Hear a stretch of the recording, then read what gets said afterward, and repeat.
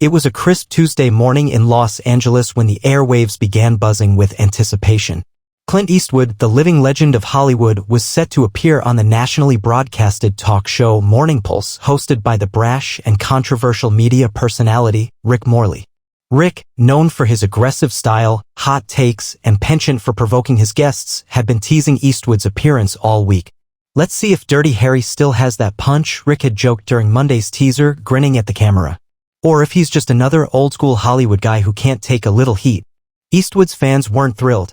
At 94 years old, Clint Eastwood was more than a movie star. He was an American icon, a director, producer, political voice, and symbol of old-fashioned grit.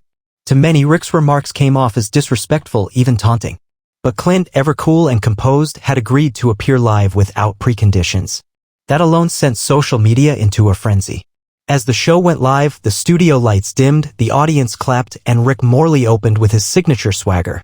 Dressed in a sharp, tailored suit and a smirk, he leaned into the camera. "Ladies and gentlemen, my next guest is a man who needs no introduction, but heck, I'll give him one anyway. He's the cowboy of cinema, the man behind Gran Torino, Unforgiven, and countless other masterpieces. Please welcome Clint Eastwood." Polite applause followed as Clint stepped onto the stage. Wearing a classic brown leather jacket and black jeans, Clint walked steadily to his seat with a calm air that instantly made the room feel smaller. He didn't wave wildly or smile too much. He just nodded at the crowd, gave a faint smile, and shook Rick's hand with a firm grip. Rick opened with a softball. "Clint, you've had a career spanning over 60 years. How do you stay so sharp?" Clint chuckled softly. "Keep moving. Don't stop. That's the secret." The audience laughed, appreciating the simplicity. But it didn't take long for Rick to shift tone. "You know, Clint, I've got to ask. Some critics say your films are too old-fashioned. Some even say they're politically incorrect. I mean, American Sniper, The Mule, Cry Macho, you sure you're not just stuck in the past?" Clint looked at him with those steely eyes that had stared down outlaws, gunslingers, and Hollywood execs alike. He let the silence linger, making everyone lean in. "Depends," Clint replied. "You think telling a real story with real characters is old-fashioned?" Rick chuckled awkwardly. "Well, I think audiences today want something fresher, you know? More inclusive, more socially aware. Isn't it time we moved past the whole rugged hero trope?" Clint leaned back in his chair, crossed one leg over the other, and gave the host a measured grin. "You ever hear the phrase, if it ain't broke, don't fix it?" The audience chuckled. Rick wasn't letting up. "But don't you think some of your characters reinforce toxic masculinity? I mean, take Walt from Gran Torino. He's a grumpy, gun-toting old man who uses racial slurs. How does that even get greenlit today?" Clint smiled faintly but said nothing for a beat. "You ever watch the whole movie?" he asked. "Of course. Then you'd know the point of Walt's story wasn't about glorifying his behavior. It was about change, redemption, a man who came to terms with his past, who gave everything to protect someone completely different from him. But maybe that kind of nuance is hard to see when you're only looking for outrage." The audience clapped, some even whistled. Rick raised his eyebrows, taken aback. "Well, sure, Clint. But don't you think younger audiences are tired of the same old, white savior storylines?" Clint leaned forward, elbows on the table, and spoke slowly. "Son, the day I start writing movies to win approval from people who've never stepped outside of Twitter is the day I hang up my boots." The audience roared. Rick tried to recover, chuckling nervously. Okay, fair enough. But how do you deal with cancel culture? Doesn't it ever scare you?" Clint didn't miss a beat. "Scared? I've dodged bullets on set, been thrown off horses, and directed war scenes in 110-degree heat. A hashtag doesn't scare me." By now, the live studio audience was completely on Clint's side. Laughter and applause erupted, and Rick, visibly squirming, reached for his mug of coffee. Clint, casually taking a sip of water, added with a grin, "Besides, most of those people trying to cancel me can't even spell half the words in my scripts." Rick's face turned a shade redder. His usual quick comeback stalled. For once, the sharp-tongued host looked stunned. And Clint? He leaned back, calm as ever, looking like he just walked out of a western and into a late-night roast. The tension in the Morning Pulse studio had shifted dramatically. What was supposed to be a mildly edgy interview turned into a live masterclass in composure, wit, and quiet domination. Rick Morley, normally the one with the upper hand, was now clearly grasping for control, while Clint Eastwood sat in his chair like a sheriff surveying a saloon full of amateurs. Rick tried regaining the reins with a change in direction. "Okay, let's pivot a bit, Clint," he said with a forced laugh. "Let's talk politics.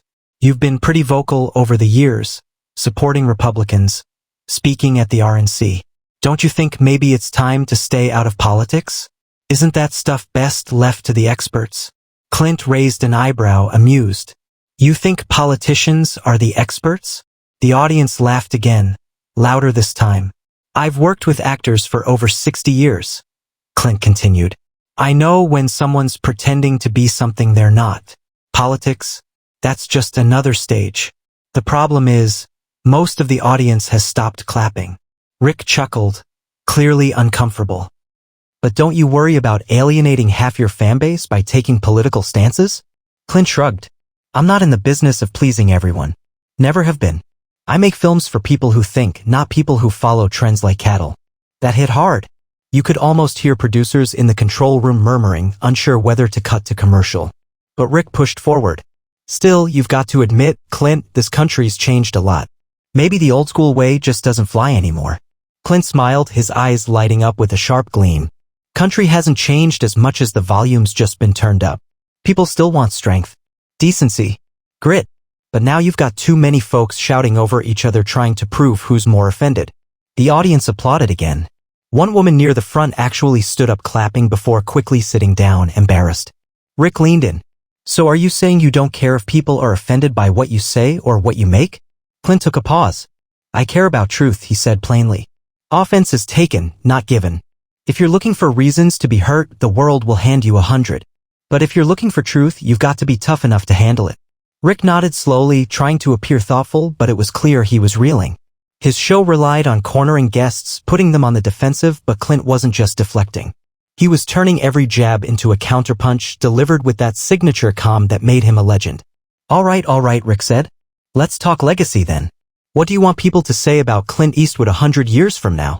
Clint leaned forward, resting his arms on the desk, and looked Rick straight in the eye. "That I didn't back down." The simplicity of the answer hit harder than any monologue could. There was no fluff, no pandering, just pure, unfiltered conviction. The audience erupted into another round of applause, louder than before. Clint nodded in thanks, but didn't bask in it. Rick, sensing he was outgunned, fumbled for one last attempt to control the conversation. "Okay, Clint, but let me hit you with something tougher," he said, a sly grin forming. "There's a rumor, a Hollywood gossip, of course, that your next movie is too aggressive, too patriotic, that it glorifies America too much. Any truth to that?" Clint smirked. "Too patriotic?" He repeated the words like they were foreign to him. "You mean it shows a country trying to do the right thing? With characters that aren't perfect, but fight anyway?" "Yeah, that sounds about right. But don't you think glorifying America too much could be seen as, I don't know, dangerous?" Clint tilted his head. "What's dangerous is when people are more comfortable criticizing the country that gave them everything than defending the values that built it." The audience clapped again. Someone even shouted, "Tell it, Clint." Rick shook his head, clearly flustered. "So what's the message of this new film, then?" Clint looked toward the camera now, breaking the fourth wall just a bit. "That freedom isn't free. That it's messy. And that it's still worth fighting for. That message used to be common sense. Now it's controversial. I didn't change. The culture did." The audience rose into a standing ovation. Not staged, not planned, just a spontaneous eruption of respect. Even the cameramen were seen nodding. Rick, visibly rattled, leaned back and half-laughed. "Well, folks, there you have it. Clint Eastwood, the man who came, saw, and conquered without even raising his voice." Clint leaned back with a small smirk. Didn't need to. The segment break couldn't come fast enough for Rick Morley. As the cameras cut to commercial and the crew scurried around the studio, Rick stood up and walked off stage, visibly irritated. He rubbed his temple, mumbled something to a producer, and pointed at the cue cards with a grunt. Meanwhile, Clint Eastwood remained seated, sipping from a bottle of water someone had handed him, unaffected by the energy shift. The backstage crew, normally indifferent to celebrity guests, kept sneaking glances, their respect written all over their faces. One younger crew member even leaned over and whispered, "Man, you really showed him." Clint just gave a half smile. "Didn't come here to show anyone, just to speak the truth." When the cameras came back live, Rick had done his best to reset himself. He was smiling again, too much, too forced, but the damage was already done. The internet was ablaze. Clips from the first half of the interview were already going viral with captions like, Clint Eastwood OW's woke host on live TV. 94 and still sharper than the host. Eastwood proves legends don't age, they evolve. Rick turned toward the camera with an exaggerated cheer. We're back with Clint Eastwood, actor, director, American icon. And maybe, just maybe, my new debate coach, he said with a laugh, trying to win back the audience. Clint gave a polite nod but didn't feed into the joke. Rick pressed on. Let's switch gears to something lighter.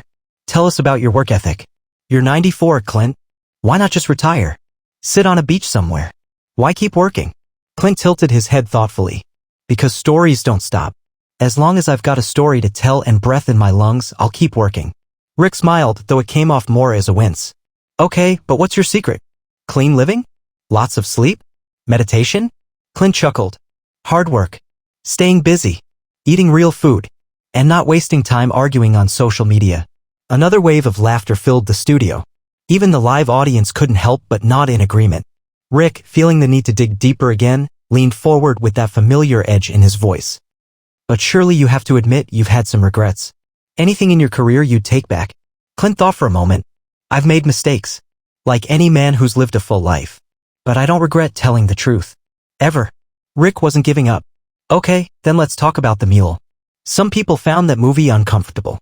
You played an old man running drugs for a cartel. Why that role, Clint? Clint shrugged. Because it was real. The guy was a veteran, forgotten by his country, used up and tossed aside. Sound familiar? That silenced Rick. For a moment, the show dipped into something deeper than banter, something raw. Clint went on, we've got a lot of people in this country like that. People who get written off because they're not trendy enough. Or young enough. Or loud enough on the internet. But those people still have value. Still have purpose. I made the mule for them. A hush fell over the studio. It wasn't sadness, it was respect. Even Rick Morley, as stubborn as he was, looked moved. But he wasn't finished trying. Alright, last question before we go to our audience calls, Rick said, forcing a grin. Let's talk about the younger generation of actors. Any hope for them? Or are they too soft? Clint smirked. There are some good ones out there. But yeah, a lot of them confuse popularity with talent. Think acting is about followers instead of focus. Rick laughed, finally managing to find some common ground. So you're saying Hollywood's gone soft? Clint paused, then delivered another gem. I'm saying Hollywood's gotten noisy. Real strength doesn't need to scream. It just gets the job done. The audience applauded once more, but now it wasn't just admiration. It was something else, awe. Clint wasn't just giving good answers. He was giving a clinic in dignity, perspective, and backbone. And all without a raised voice, a flashy suit, or a single ounce of ego. Rick leaned forward once more, this time softer. You know, Clint, I didn't expect this. Clint tilted his head. Expect what? Rick smiled almost sincerely. To get schooled. Clint gave a slight grin. Well, sometimes the best lessons come wrapped in manners. That line blew up instantly online. It was clipped, posted, and shared across platforms with captions like, Clint Eastwood, the godfather of grace under fire. You just witnessed a master at work. The ultimate clapback with class. Rick Morley may have intended this to be another spicy interview segment, but it had become something else entirely, a moment in live television history.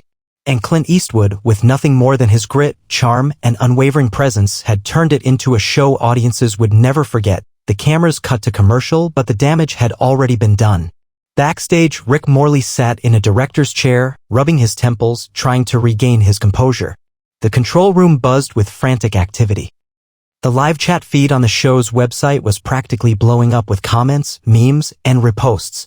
The highlight clips of Clint's calm, collected responses to Rick's jabs had gone viral, each one racking up millions of views across social media platforms. Dude, you got absolutely wrecked out there, one of Rick's producers said as she walked by his chair. Rick didn't respond. He was still reeling. He had a reputation as the most abrasive TV host in the business, known for cutting down even the most famous guests with his quick wit and sharp tongue. But Clint Eastwood had handled him with the kind of effortless control that Rick had never encountered before.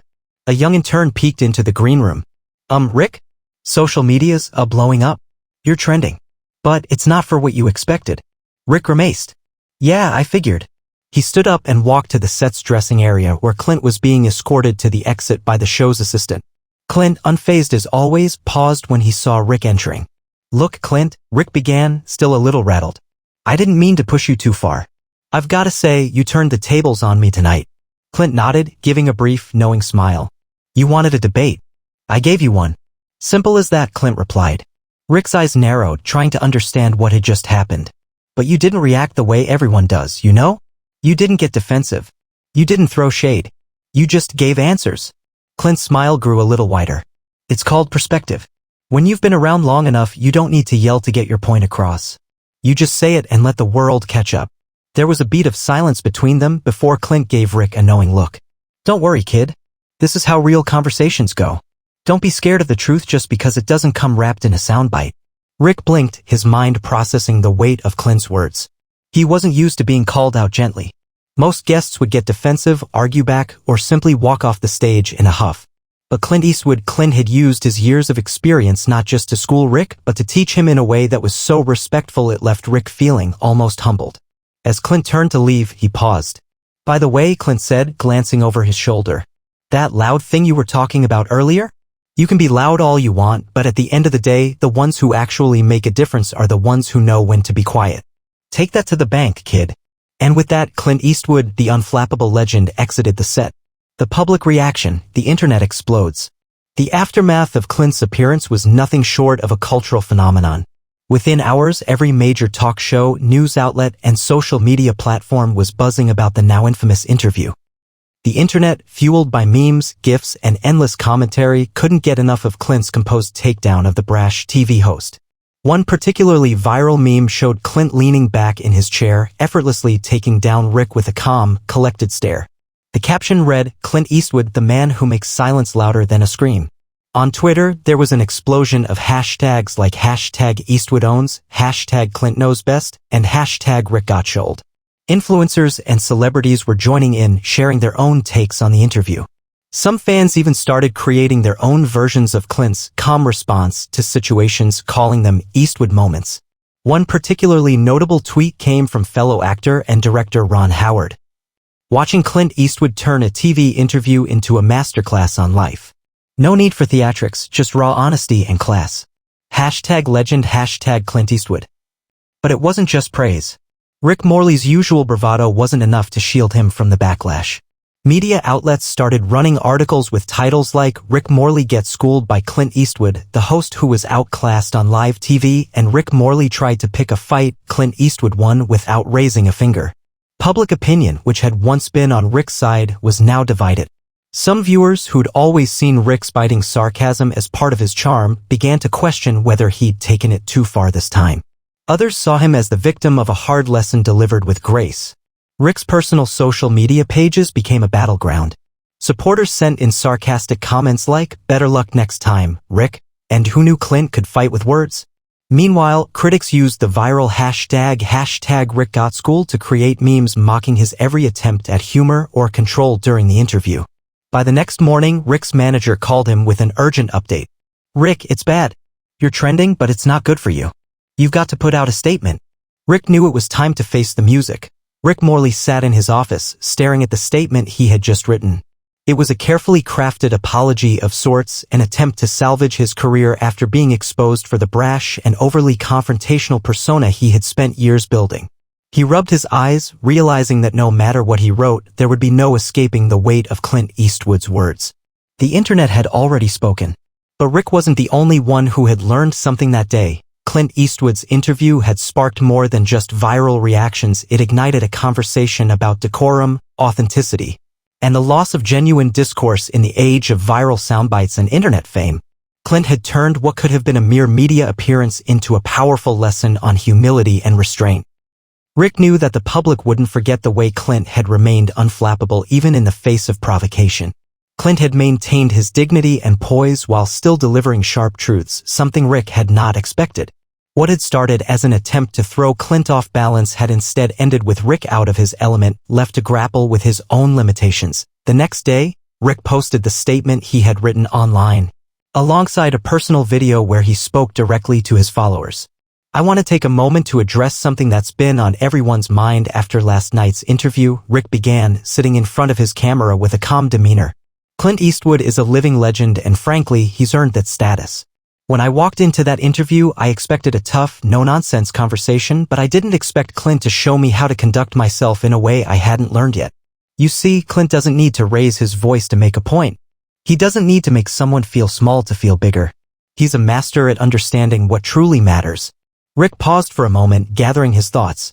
He wasn't used to speaking like this, vulnerable, acknowledging his own flaws, but he understood that it was the only way forward. I may have come off as rude, brash, or even disrespectful, and for that, I apologize to Clint, to our audience, and to anyone who felt that I crossed a line.